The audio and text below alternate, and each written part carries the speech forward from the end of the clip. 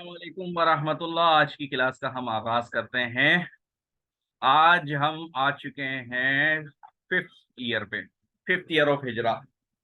इससे पहले हमने दो बड़ी बड़ी बैटल्स पढ़ ली, बदर, ओहद और उसके कॉन्सिक्वेंसेस वगैरह पढ़ लिए। आज हम बात करेंगे ट्रेंच की। ट्रेंच बैटल ऑफ अहजाब भी कहलाती है और बैटल खंदक, गजवा खंदक भी कहलाती है। असल में ओहद में जो मुसलमानों को शिकस्त हुई थी, तो इससे काफिरों के जहन में ये एक बात आई कि मुसलमान अब कमजोर हो गए हैं और उनको हमने शिकस्त दी है, तो बस थोड़ा सा और हम हिम्मत करें तो मुसलमानों को बिल्कुल हम खत्म कर सकते हैं। तो उन्होंने इसी सिलसिले में, इसके अलावा काफी यहूदियों के ट्राइब्स जो कि मुसलमानों के दुश्मन थे वो भी इकट्ठे हो गए थे इनके साथ। इसके अलावा और दूसरे कबीले जो कि मुसलमानों के खिलाफ थे, वो सब के सब इकट्ठे होकर मुसलमानों के खिलाफ इन लोगों ने जो है तैयारी शुरू कर दी। ठीक है। अच्छा, लेकिन इससे पहले एक अहम चीज फिफ्थ ईयर ऑफ हिजरा में हम ये कर लेते हैं, ये देख लेते हैं। देखें, हम इसके कॉजेस पढ़ते हैं। देखें कि the punishment and exile from Medina, the Holy Prophet sallallahu alaihi wasallam, the Jews wanted to take revenge। इससे पहले कितने यहूदियों के कबीलों को निकाल लिया था सेकंड और फोर्थ हिजरी के अंदर। एक तो बनु कैनुका को निकाल दिया था बदर के बाद, और बनु नजीर को ओहद के बाद निकाला था उनकी हरकतों की वजह से। तो अब ये लोग मुसलमानों के खिलाफ साजिशें कर रहे थे। तो इन इन लोगों ने भी कुरैश मक्का का साथ दिया। फिर इसके अलावा तो और हुआ क्या, जूइश का जो डेलीगेशन था, जो ग्रुप था, उन्होंने कुरैश को उकसाया कि भाई कुफार को उकसाया कि तुम मुसलमानों पर हमला करो, हमारा पूरा के पूरा सपोर्ट तुम्हारे साथ है, ठीक है। और एक बनु गुफ्तान एक कबीला था, ये भी मुसलमानों के खिलाफ था। बनु सलीम ये भी मुसलमानों के खिलाफ था। तो इन्होंने इसको भी उकसाया जीयूश ने कि भाई तुम भी हिम्मत करो, हम तुम्हारा साथ भी देंगे। एक तो कुरैश को इन लोगों ने हिम्मत दिलाई, सही है। दूसरा, इन्होंने बनु गुफ्तान को कहा कि आ जाओ, तुम भी निकलो हमारे साथ आओ। बनु सुलैम को भी इन लोगों ने कहा कि चलो भाई आ जाओ। इतने सारे कबीले एक साथ जमा हो गए। किस बेस पर जमा हुए?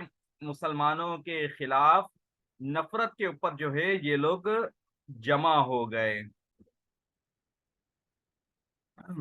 अच्छा, तो ये सारे के सारे कबीले आपस में जमा हो गए, किस चीज पर जमा हुए? मुसलमानों के खिलाफ नफरत पर। नफरत ने इनको एक प्लेटफॉर्म पर जमा कर लिया। इसके अलावा यहूदियों ने प्रॉमिस करी थी सबसे कि भाई हम तुम्हें फुल सपोर्ट करेंगे। अच्छा, तो फिर निकले ये सारे के सारे एक बड़ा हमला करने के लिए मुसलमानों की तरफ। अच्छा, इवेंट्स क्या थे, क्या वाकयात पेश आए? एक तो ये है कि 627 एडी के अंदर बैटल ऑफ ट्रेंच हुई थी। कुरैश ने अपनी तैयारी करी मुसलमानों के खिलाफ।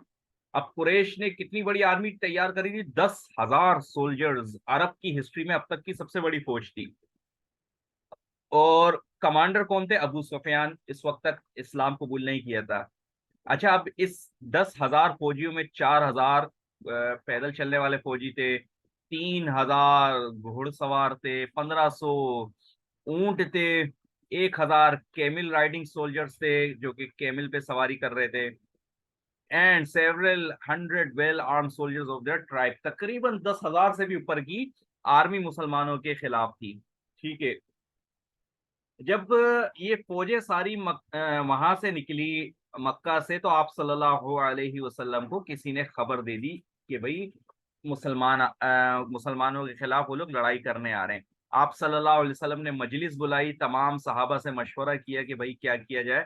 तो हजरत सलमान फारसी जो थे, फारिस के थे, इन्होंने मशवरा दिया कि ट्रेंच खोदते हैं। ट्रेंच किस लिए? खंदक।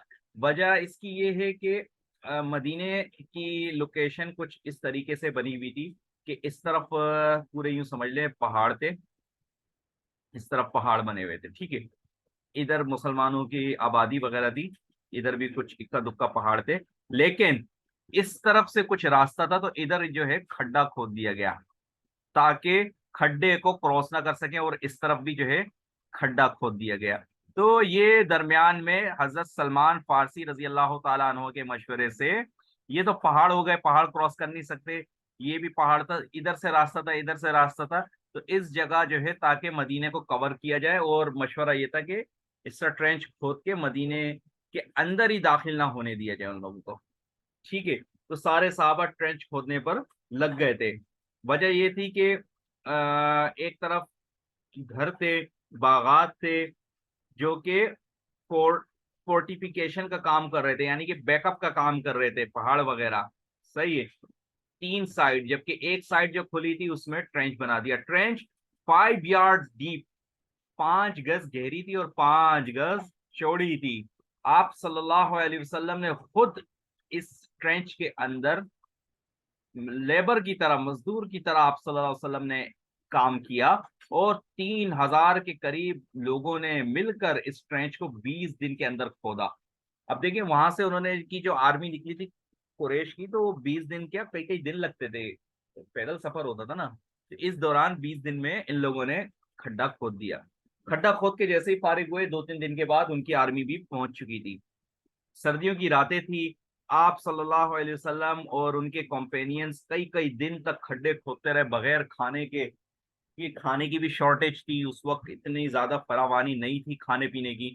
ठीक है, जो आर्मीज थी, एलाइड फोर्सेस, यानी कि इत्तेहादी फौजी, जो आपस में एक इत्तेहाद था सारी फौजियों का, वो बस came to an abrupt halt, जगह पर बस पहुंचने ही वाले थे। दे फाउंड, पहुंचे ही थे, सॉरी, पहुंचे ही थे। They found a deep and long trench, एक बड़ी इन्होंने खंदक ट्रेंच देखी। Between them and the city, उनके और शहर के दरमियान। अब वो लोग खड़े हुए थे इधर बाहर, सही है, ये इस जगह पे बाहर, और इधर शहर था, दरमियान में ट्रेंच आ गई थी। ये चीज उन लोगों ने देखी, तो वो लोग तो बड़े शौक रह गए कि ये क्या है, इससे पहले उनको कोई एक्सपीरियंस नहीं था इस चीज का, पहली दफा देखा था। तो उन्होंने क्या किया, सीज शुरू कर दिया। मिसाल के तौर पे ये मदीना शहर है, तो पूरा इसके इर्द गिर्द, जो मैंने आपको ऊपर पिछली क्लास में बताया था, सीज क्या होता है, मुहासरा, फेरा लगा के बैठ जाना, बाहर नहीं जाने देना। इसकी वजह क्या होती है कि उनको पता है कि जब खाना पीना खत्म होगा, इंसान अपनी जरूरियात के लिए बाहर जाएगा, तो फिर मजबूर हो जाएगा, सरेंडर करना पड़ेगा। तो 30 दिन के लिए उन्होंने सीज कर लिया कि बाहर कोई ना जाए। और जो इत्तेहादी फौजें थी, उन्होंने बड़ी कोशिश करी छलांग वलांग लगाकर ट्रेंच क्रॉस करने की, लेकिन सक्सीड नहीं हुए। अब बज़ाहिर 5 गज कोई मुश्किल नहीं है, लेकिन थोड़ी मुशक्कत से क्रॉस होती। असल में दूसरी तरफ कॉम्पेनियंस फौजी बैठे हुए थे, जो तीर चलाते थे, पत्थर फेंकते थे, तो इतना आसानी से किसी को क्रॉस करने देते नहीं थे। वरना तो नीचे उतर जाना और उतर के सामने आ जाना कोई इतना मुश्किल नहीं था, लेकिन बज़ाहिर तेजी से भागते हुए दूसरी तरफ, एक से दूसरी तरफ आ जाना, ये मुश्किल था। तो लिहाजा वो लोग बैठे हुए थे तीर फेंकने के लिए। हुआ क्या, ये लोग मक्का से निकले थे, इनको नहीं अंदाजा था कि भाई इतने दिन के लिए हमें वहां पे रुकना पड़ेगा। इनकी सप्लाई खत्म होना शुरू हो गई, जो राशन पानी साथ ले आए थे वो खत्म होना शुरू हो गया। दूसरा, सर्दियां अलग थी और ठंडी ठंडी हवाएं भी चल रही थी। फिर अल्लाह ने क्या किया, एक तूफान भेजा उनके ऊपर, और उस तूफान से उनके हौसले खत्म हो गए, पस्त हो गए। तूफान से उनके सामान भी उड़ गए थे। इसके अलावा आप सल्लल्लाहु अलैहि वसल्लम ने सर्दी के फरिश्ते भेजे, नहीं सॉरी, मदद के लिए फरिश्ते भेजे, और तेज हवाएं चलाई। उनका जो सामान था कुकिंग का, और एंजल्स ने उनके दिलों में मुसलमानों का खौफ भी डाल दिया था। तो ये सारे के सारे अल्लाह की तरफ से मामलात पेश आए थे। उन्होंने क्या किया, हरिडली लेफ्ट, वो भागने में ही आफियत जानी, और सारा के सारा सामान छोड़ के भाग गए। अब इस चीज को कुरान पाक में अल्लाह ताला ने क्या फरमाया है, ओ बिलीवर्स रिमेंबर अल्लाह favour upon you when some armies pounce on you, जब अब कुछ आर्मीज, कुछ फौजें आपके ऊपर आई, then we send them a strong wind, फिर हमने उन पर तूफान भेजा, and an army of angels, और एक आर्मी भेजी फरिश्तों की, which you did not see, जो आप नहीं देख सकते, and Allah observe your deed, और अल्लाह आपके अमाल को देख रहा है। इसमें जो है अल्लाह सिर्फ नबी करीम सल्लल्लाहु अलैहि वसल्लम के नहीं, बल्कि जो उनकी उम्मती हैं उनके भी अमाल को देख रहे हैं। नबी करीम सल्लल्लाहु अलैहि वसल्लम से मुखातिब करके असल बात अल्लाह ताला हम लोगों से कर रहे होते हैं, बाकी मुसलमानों से। खैर, ये आखिरी मिलिट्री अटैक था मुसलमान और मदीना वालों के दरमियान, जो कि कामयाब नहीं हो सका। इसके बाद तो खैर वो हो गया था, फतेह मक्का हो गया था, वो आगे चल के आप पढ़ेंगे।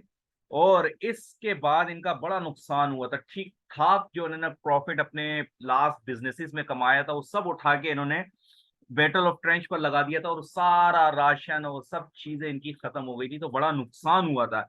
ना सिर्फ नुकसान बल्कि बड़ी बेइज्जती हुई थी पूरे अरब के अंदर, कुरैश लोग, कुरैश की, क्योंकि कुरैश का बड़ा नाम था। इससे इनकी तिजारत भी बड़ी क्या बोलते हैं, जो सीरिया के साथ तिजारत करते थे मदीना के करीब से गुजरते हुए, वो भी खत्म हो गई थी। बहुत नुकसान उठाया था। अब इम्पोर्टेंस पे देखते हैं हम इसको, इसकी, कि मुसलमानों दोनों तरफ चंद नुकसान हुए थे बैटल ऑफ ट्रेंच में। अब किस तरह देखते हैं, मुसलमानों के सिर्फ 9 लोग शहीद हुए थे, जबकि कुरैश ने तो पूरी जंग ही हार ली थी। और ट्रेंच जो है बड़ी डिसाइसिव, फैसला कुन जंग साबित हुई मुसलमानों के हक में। इस्लामिक हिस्ट्री में मुसलमानों का बोलबाला हो गया। ये लंबी सीज जो थी, इससे क्या नतीजा निकला, उनकी सारी सप्लाईज काफिरों की खत्म हो गई। और ये इस्लामिक हिस्ट्री में टर्निंग पॉइंट था कि मुसलमान जो इतनी स्ट्रगल कर रहे थे कुरैश से लड़ने के लिए, तो एक बहुत बड़ा टर्न आया था जिसमें मुसलमान ऊपर हो गए थे और कुरैश बड़े नुकसान उठाया था। इससे उनके सारे रिसोर्सेस खत्म हो गए थे जो इन्होंने जमा पूंजी करी हुई थी। उनकी इज्जत, प्रेस्टीज जो थी वो चली गई थी, जैसे मैंने बताया ऊपर। And their allies disperse in disgust, इनकी जो इत्तेहादी पार्टी थी वो भी इनसे दूर हो गई। और जो सीरिया के साथ उनका ट्रेड होता था नॉर्दर्न अरेबिया से, वो भी खतरे में पड़ गया था। क्यों? क्योंकि अब मुसलमान थोड़ी इनको करीब से गुजरने देंगे, इतना नुकसान उन्हें पहुंचाया। और इतने नुकसान उठाया था कि मजीद लड़ाई के लिए इनके पास पैसे, साजो सामान नहीं था, इस काबिल ही नहीं बचे थे कि मजीद लड़ाइयां करे। और इन लोगों ने आप सल्लल्लाहु अलैहि वसल्लम की ताकत को और मुसलमानों की सियासत को मदीना के अंदर पहचान लिया कि भाई अब मुसलमान भी पावरफुल हो चुके हैं। यही वजह है कि आगे चल के हुदैबिया के साथ मुसलमानों, हुदैबिया के मौके पे जो छठी हिजरी में हुई थी, हुदैबिया उम्रे से रोका था, पीस ट्रीटी साइन करनी पड़ी इन लोगों को, क्योंकि मुसलमानों की ताकत पहचान चुके थे। अच्छा, बनु कुरैजा रह गई थी। मैंने आपको बताया था 3 ट्राइब्स थे मदीना में। एग्रीमेंट हुआ था कि सही सही रहेंगे, कोई उल्टे काम नहीं करेंगे। तो पहले 2 ट्राइब बनु नजीर और बनु कैनुका तो निकाल दिया था, बची बनु कुरैजा। क्या किया इन लोगों ने कि मदीने के अंदर जो लड़ाई चल रही थी, ठीक है, अंदर मुसलमान थे इस तरफ, ठीक है, बाहर से कुफार। अब वो बनु कुरैजा तो अंदर ही थे ना, इन लोगों ने अंदर से मुसलमानों को नुकसान पहुंचाने की कोशिश करी, यानी कि कुफार का साथ दिया। Banu Qurayza still lived in Medina, openly sided with the Quraysh in the battle of trench. पीठ पीछे छुरा घोंपा इन्होंने, मुसलमानों के साथ जो ट्रीटी थी उसको तोड़ दिया, ठीक है, बाय नॉन मुस्लिम फोर्सेस उनके खातिर। और उन्होंने दुश्मनों के साथ कोशिश भी करी मिलके मुसलमानों के पर पीछे से हमला करने की। फिर जब बैटल से फारिग हुए मुसलमान, आप सल्लल्लाहु अलैहि वसल्लम ने इनके किलों के बाहर भी मुहासरा किया, जो कि 25 दिन तक चला, ठीक है। फिर बनु कुरैजा का जो चीफ था, उसने अपने बंदों को 3 ऑफर करी कि देखो हम तो किले के अंदर बंद हैं, अब 3 हमारे पास रास्ते बचे हैं। एक तो ये कि हम इस्लाम कबूल कर लें और हम अपने आप को बचा लें और अपनी फैमिलीज को बचा लें। दूसरा रास्ता ये है कि हम बाहर निकले और उनसे लड़ाई करें। और तीसरा रास्ता ये था कि जैसे यहूदी जो है हफ्ते वाले दिन, सैटरडे को लड़ाइयाँ नहीं करते, तो उस जमाने में एक उसूल था।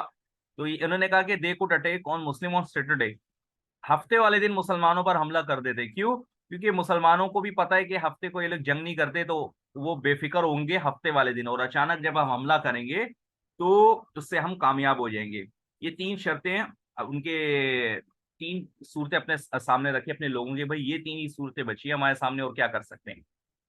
तो उन्होंने अपनी चीफ की बात को नहीं माना। इतने में हजरत साद बिन मुआज रजी अल्लाह तआला अन्हु, ये पहले उनके हरीफ थे, यानी कि उनके इत्तेहादी पार्टी में से थे, हजरत साद रजी अल्लाह तआला अन्हु पहले, ठीक है। उन्होंने क्या बोला, उनको आप सल्लल्लाहु अलैहि वसल्लम ने जज मुकर्रर किया कि आप इनके फैसला करें कि इनके साथ क्या मामला किया जाए। तो हजरत साद रजी अल्लाह तआला उन्होंने उन लोगों से, यहूदियों से, बनु कुरैजा से पूछा, is my judgement acceptable to everyone, क्या मेरी जजमेंट जो मैं फैसला करूंगा तो मेरी बात मानोगे? उन सबने कहा yes. According to the verdict of the holy scripture of Tawrat के होली स्क्रिप्चर्स जो है उसके मुताबिक क्या किया साद रजी अल्लाह तआला अन्हु ने फैसला कि मर्दों को कत्ल कर दिया जाएगा और औरतों को गुलाम बना लिया जाएगा और उनकी मनी आपस में मुसलमानों में डिवाइड हो जाएगी। जो उन्हीं की किताब थी, यहूदियों ही की किताब के अंदर ये सजा दी गई थी कि जो बगावत करेगा उसके लिए ये सजा होगी। उन्हीं की किताब के मुताबिक उनको सजा दी गई। ठीक है, सजाए मौत दी गई उनको। According to the decision of Saad रजी अल्लाह तआला अन्हु 70 man of Banu Qurayza were put to the death. 700 लोगों को सजाए मौत दे दी गई और उनकी औरतों और बच्चों को जो है मार्केट में सेल कर दिया गया। उस वक्त स्लेवरी चलती थी। The lands and the house hold articles were distributed among the Muslim soldiers. ये निकला था रिजल्ट बैटल ऑफ ट्रेंच का। मिलते हैं अगली क्लास में, तब तक के लिए अल्लाह हाफिज।